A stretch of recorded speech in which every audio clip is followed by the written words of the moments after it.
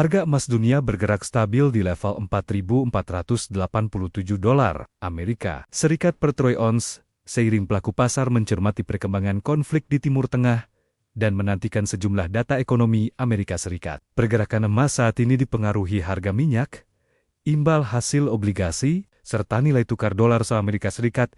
Investor juga menunggu data ketenagakerjaan AS yang diperkirakan menjadi petunjuk arah kebijakan suku bunga Federal Reserve dalam waktu dekat.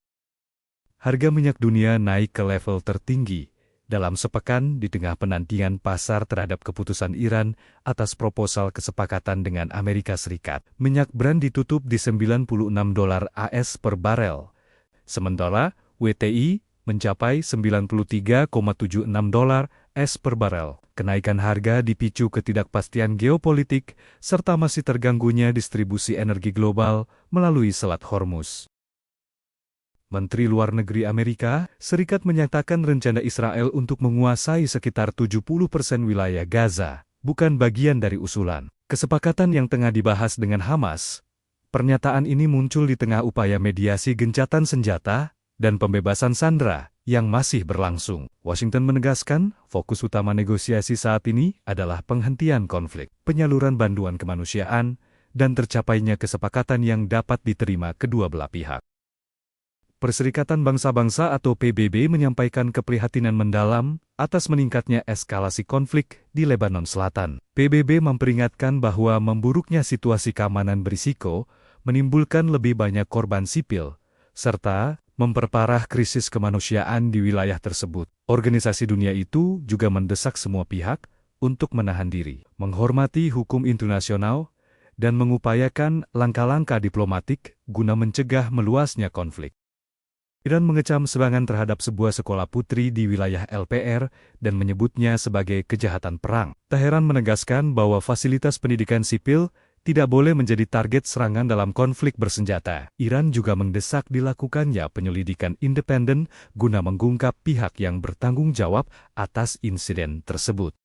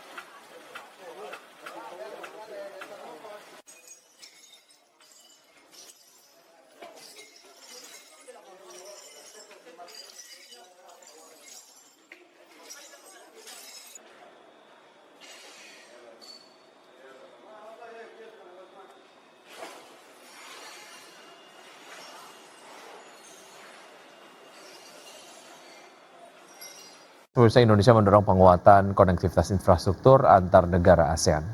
Ya, di mana kawasan Asia Tenggara diprediksi akan menjadi pusat perekonomian baru global yang menjadi banyak incaran investor dunia. Presiden Prabowo Subianto menekankan pentingnya penguatan konektivitas infrastruktur di berbagai bidang, termasuk pemerataan akses di wilayah terluar bagi negara-negara anggota ASEAN. Indonesia menekankan bahwa pembangunan infrastruktur yang terkoneksi antara antar negara akan memberikan dampak nyata bagi masyarakat di wilayah tertinggal, terdepan, dan terluar atau 3T, negara-negara Asia Tenggara. Untuk itu Menteri Luar Negeri Sugiono menegaskan kerjasama subregional harus juga mengutamakan konektivitas antar negara dan juga harus mampu menghadirkan akses infrastruktur yang merata dan terjangkau bagi seluruh masyarakat ASEAN. Indonesia sendiri berkomitmen untuk terus memperkuat sinergi dan konektivitas pembangunan infrastruktur lintas kawasan. Ada beberapa deliverable terkait dengan hal itu, diantaranya ASEAN Petroleum Security Agreement yang disepakati, kemudian juga after ASEAN Plus 3 Emergency Rice Security yang kemudian menjadi deliverable dari pertemuan. Ya, Bank Indonesia melaporkan posisi cadangan devisa Indonesia pada akhir April 2026 sebesar 146,2 miliar US dollar. Ya, posisi cadangan devisa pada akhir April 2026 setara dengan pembiayaan 5,8 bulan impor dan pembayaran utang luar negeri pemerintah. Bank Indonesia melaporkan posisi cadangan devisa Indonesia pada akhir April 2026 sebesar 146,2 miliar US dollar. Angka tersebut menurun dibandingkan posisi akhir Maret 2026 yang tercatat sebesar 148,2 miliar US dollar. Adapun posisi cadangan devisa pada akhir April 2026 setara dengan pembiayaan 5,8 bulan impor atau 5,6 bulan impor dan pembayaran utang luar negeri pemerintah. Angka tersebut juga jauh di atas standar kecukupan internasional yang berada di kisaran 3 bulan impor. Dalam keterangannya, Direktur Departemen Komunikasi Ramdan Denny Prakoso mengungkapkan, perkembangan tersebut dipengaruhi oleh penerimaan pajak dan jasa serta penerbitan global bond pemerintah. Di tengah kebutuhan pembayaran utang luar negeri pemerintah dan pelaksanaan kebijakan stabilisasi nilai tukar rupiah. BI menilai level cadangan devisa tersebut mendukung ketahanan ekspor eksternal sekaligus menjaga stabilitas makroekonomi dan sistem keuangan nasional. Kedepan, BI meyakini ketahanan sektor eksternal Indonesia tetap terjaga. Optimisme tersebut didukung oleh posisi cadangan devisa yang memadai serta potensi aliran masuk modal asing yang tetap positif. Hal itu sejalan dengan persepsi investor terhadap prospek perekonomian Indonesia dan imbal hasil investasi domestik yang masih menarik. Jakarta, Tim Liputan IDX Channel. Berikutnya pemirsa, Kementerian Keuangan mencatatkan posisi utang mencapai 9.920,42 triliun rupiah per 31 Maret 2026. Ya, rasio utang terhadap produk domestik bruto berada di level 40,75%.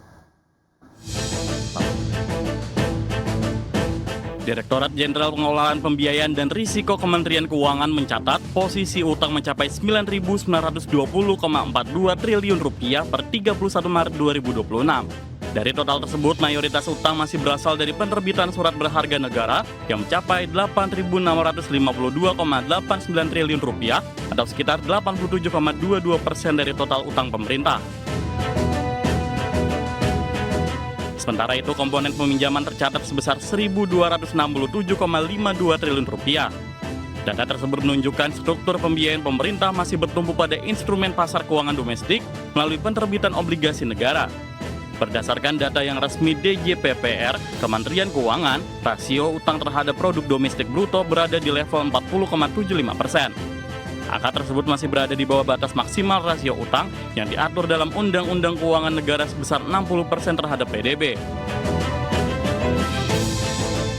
Pemerintah menyatakan pengelolaan utang dilakukan secara cermat dan terukur untuk mencapai portofolio utang yang optimal sekaligus mendukung pengembangan pasar keuangan domestik. Jakarta, Tim Liputan IDX Channel. Pacific Universal Investments mengungkapkan pengambil alihan PT Mitra Diperkasa Tbk bertujuan untuk memperkuat pengembangan bisnis grup MAP di Indonesia dan kawasan Asia Tenggara. Adapun sebelumnya pada Jumat 8 Mei 2026, Pacific Universal Investments resmi mengakuisisi 51% saham MAP dengan nilai total mencapai 11,81 triliun rupiah. Pacific Universal Investments mengungkapkan pengambil alihan PT Mitra Diperkasa Tbk bertujuan memperkuat pengembangan bisnis grup MAP di Indonesia dan kawasan Asia Tenggara. Direktur Pacific Universal Investments mengatakan langkah akuisisi Mitra Adi Perkasa dilakukan untuk mendukung ekspansi dan pertumbuhan jangka panjang perseroan sebagai salah satu pemain retail terbesar di kawasan. Pada Jumat 8 Mei 2026, Pacific Universal Investments resmi mengakuisisi 8,46 miliar saham MAPI atau setara 51% dari total modal ditempatkan dan disetor perseroan.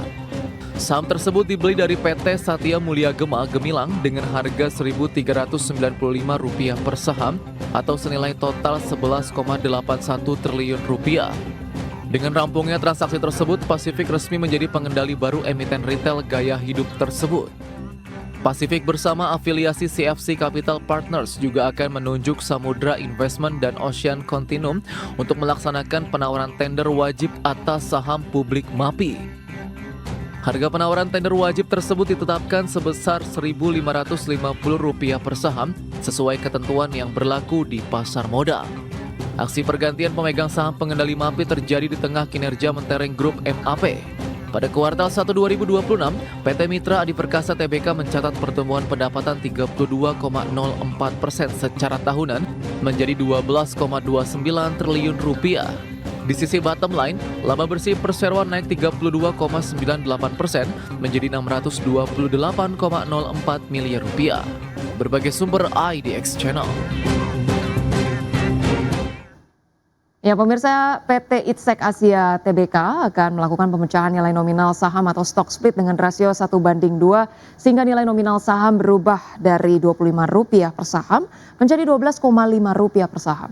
Direktur PT Itsek Asia Tbk Doni Mora mengatakan aksi korporasi tersebut telah memperoleh persetujuan pemegang saham dalam RUPS luar biasa yang digelar pada 16 April 2026. Melalui aksi korporasi ini jumlah saham ditempatkan dan di-store penuh meningkat menjadi 13,43 miliar saham. Manajemen perseroan menjelaskan langkah stock split dilakukan untuk meningkatkan likuiditas perdagangan saham sekaligus memperluas basis investor di pasar modal. Berdasarkan jadwal yang telah diumumkan perseroan, perdagangan saham CYBR dengan nilai nominal lama di pasar reguler dan negosiasi berakhir pada 12 Mei 2026. Selanjutnya saham dengan nominal baru mulai diperdagangkan di pasar reguler dan negosiasi pada 13 Mei 2026.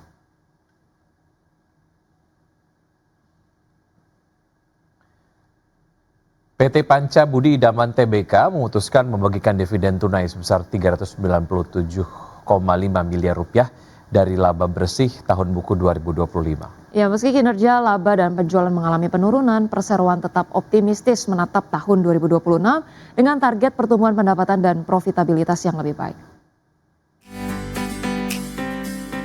PT Panca Budi Idaman Tbk atau PBID menyetujui pembagian dividen tunai sebesar Rp397,5 miliar atau setara Rp53 per saham dari laba bersih tahun buku 2025. Keputusan ini disahkan dalam rapat umum pemegang saham tahunan atau RUPST. Dari total laba bersih sebesar Rp400,58 miliar, sebesar Rp3 miliar dialokasikan sebagai cadangan, sedangkan sisanya dibukukan sebagai laba ditahan. Sepanjang tahun 2025, PBID mencatatkan penurunan laba bersih sebesar 17,4% secara tahunan menjadi Rp400,58 miliar. Sementara penjualan turun tipis menjadi Rp5,19 triliun. Penjualan masih ditopang oleh segmen kemasan plastik senilai Rp3,44 triliun, disusul penjualan biji plastik dan segmen lainnya. Pasar domestik tetap menjadi penopang utama pendapatan perseroan. Direktur Utama PBID Vicky Taslim menyebut penurunan kinerja dipengaruhi tren penurunan harga biji plastik sepanjang tahun 2025. Meski demikian, perseroan tetap optimistis terhadap prospek bisnis tahun ini. PBID menargetkan pertumbuhan pendapatan usaha sebesar 10% pada 2026 dengan target net profit margin di kisaran 8 hingga 10% serta debt to equity ratio atau DER sebesar 15 hingga 20%. Berbagai sumber IDX Channel.